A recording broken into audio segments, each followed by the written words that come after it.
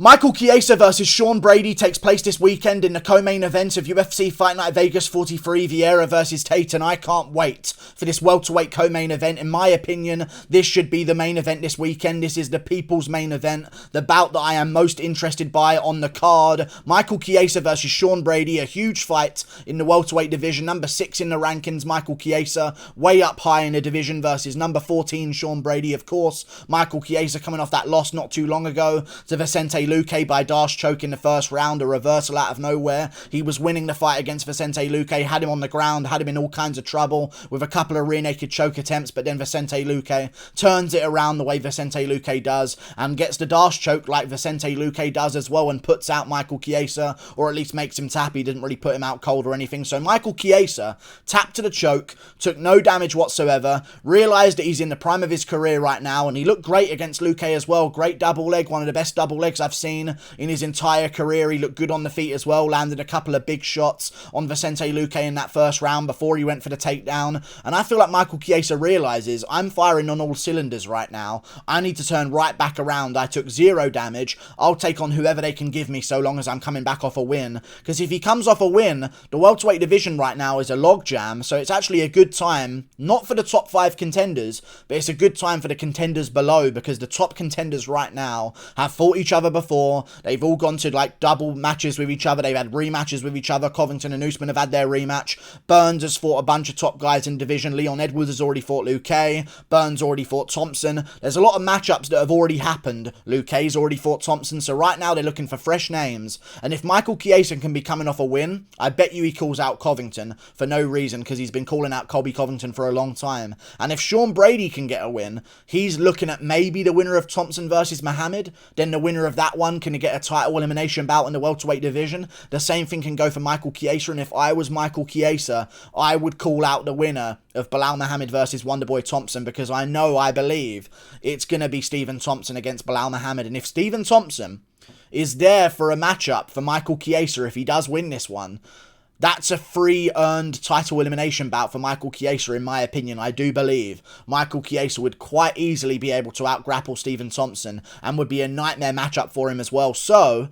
if he wins this one and Thompson wins against Belal Muhammad around the same time in December, later this year, I think he'll call out Stephen Thompson. They'll make the fight in March or April as like a fight night main event, something like that.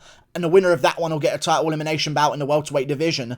This is a great division to be in right now, and Sean Brady, streaking contender in the UFC, 4-0 so far in his career within the UFC, 14-0 so far in terms of overall fights. The guy is unstoppable perceivably. Had some close fights in his career, had some decisions that were very competitive, arguably could have lost to Court McGee earlier in his career, but I know Court McGee beat Robert Whittaker. It's always the comeback that I hear, but this is not the same Court McGee that was in his prime against Robert Whittaker when Whittaker was a young guy draining himself down to welterweight. This is an older Court McGee that should have been an easier test for him. He won the first round very convincingly, but arguably Court McGee won the next 2 rounds against him, and that is worrying to me. And arguably Court McGee should have won that fight 29-28, and that is really worrying, in my humble opinion, about an undefeated monster in Sean Brady to be basically near enough losing to Court McGee, but he did land some decent shots in round 3 though. But either way, he then goes on and beats Ismail Nurdiev, which is a good win to have, a really good win. Ismail Nurdiev was 19-3 at the time. Very good, capable fighter. He's now on the regional scene, still a young guy, 25 years of age. Coming off a win right now at Brave against a 12-3 opponent. He's looking to bounce back and get himself back in the UFC. We'll see if he can do it. But even still, it's a great win for Sean Brady to get. But again, the first round of that matchup...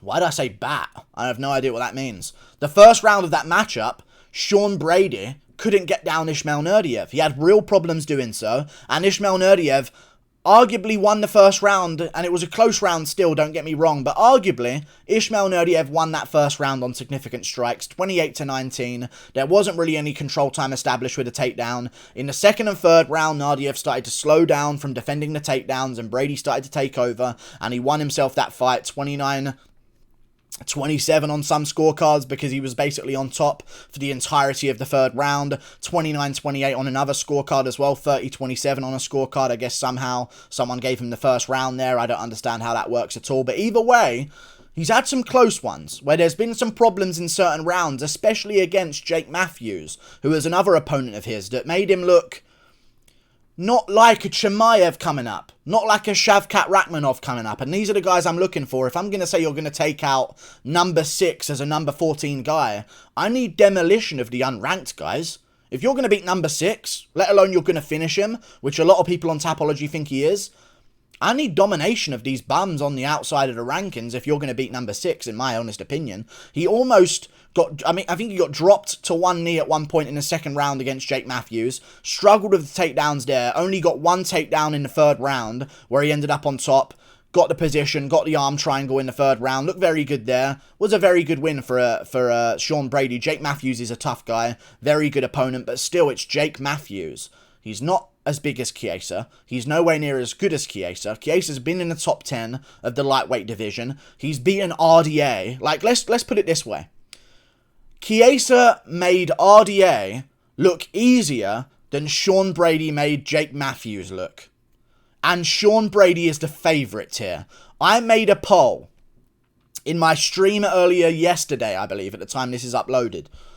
I made a poll that said, who do you think wins? And this is in my community of a live stream chat that I do every single weekday, by the way. I do a live chat with my fans. We talk about MMA. I do an MMA Q&A stream. I answer the chat. We talk non-stop about MMA for a couple of hours every weekday.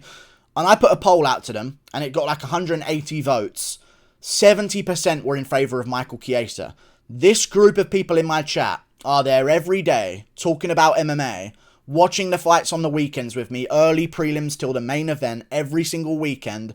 These are like the most hardcore group of people you could find. The most hardcore MMA fan demographic is maybe in my live stream. And I put a poll out to them, and 70% have Chiesa, and he's the underdog, and quite a juicy underdog as well. So I'm definitely going to pick Chiesa. I was picking Chiesa before I put that poll out. I made my predictions before that poll went out there, but I just wanted to reinforce my beliefs, I guess, see if I was feeling correct about it. And I do believe that Chiesa's going to get it done. He's bigger, he's rangier, he's got a 3.5-inch reach advantage, so even though if it is on the feet, maybe you could say Sean Brady's got more technical striking than Michael Chiesa. He's going to do well in the striking department against Michael Chiesa. You could argue that. I would argue back. Sean Brady has little to no power in his hands whatsoever. Rarely has a KO win in his entire career. He beat one guy by KO. One guy was 1-0. Another guy who was 3-1. Other than that, his only other KO win is a guy who was 8-1, and he finished him in the 4th round by TKO to ground and pound. He has no other KOs. He doesn't have one-punch knockouts. He takes people down. He beats them up on the ground. I don't see him getting Chiesa to the ground. I don't see him beating up Chiesa on the ground. He doesn't have better jiu-jitsu than Chiesa. I don't know if he beats RDA. And RDA got out-grappled by Chiesa convincingly. Convincingly out-grappled by Chiesa. I don't like this one for Sean Brady, and I don't like him as a favourite either. This stinks to me of bad odds and incorrect odds making because they see an undefeated guy and they see Chiesa, a 33-year-old, coming off a loss. But Chiesa's looking better than ever.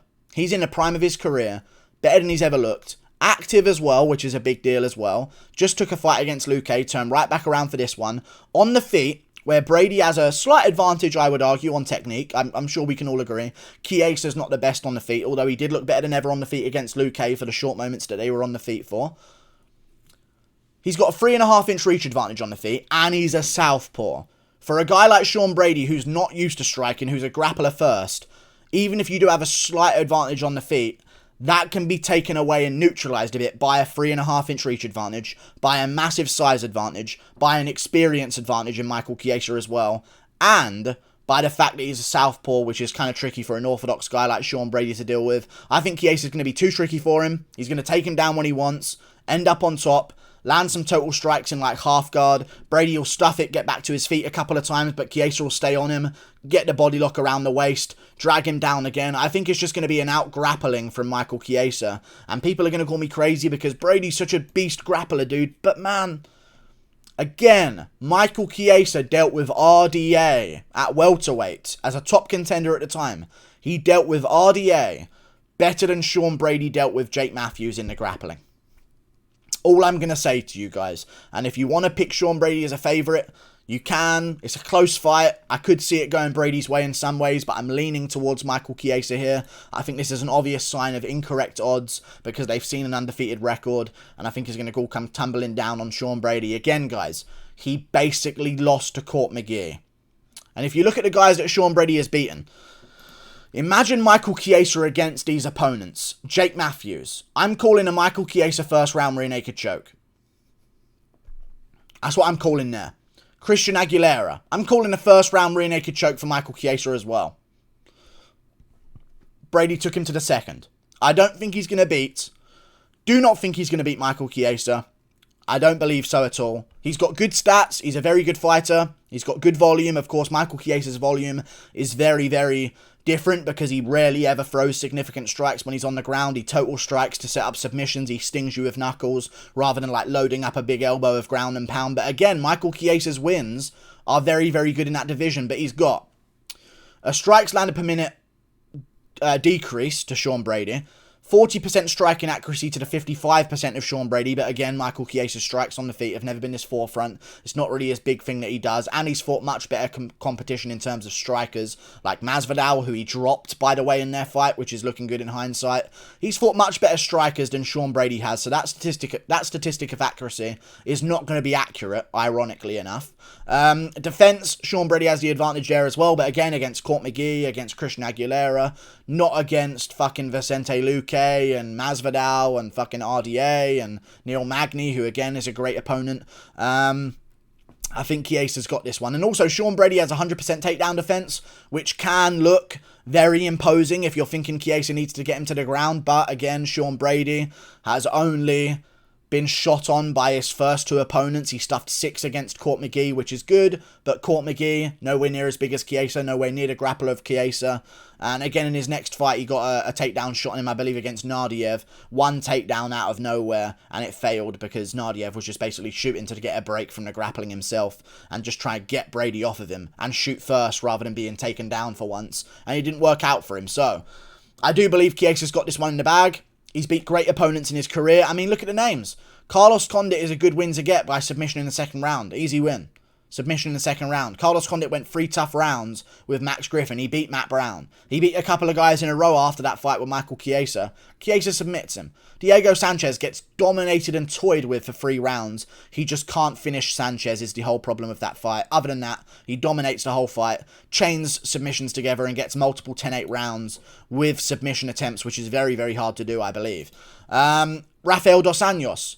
Chiesa beats him clearly. He loses maybe the second round or something in a very close round, but he wins the rest of that round. He wins the fight overall, lands his total strikes to get it done, has 10 minutes of control time.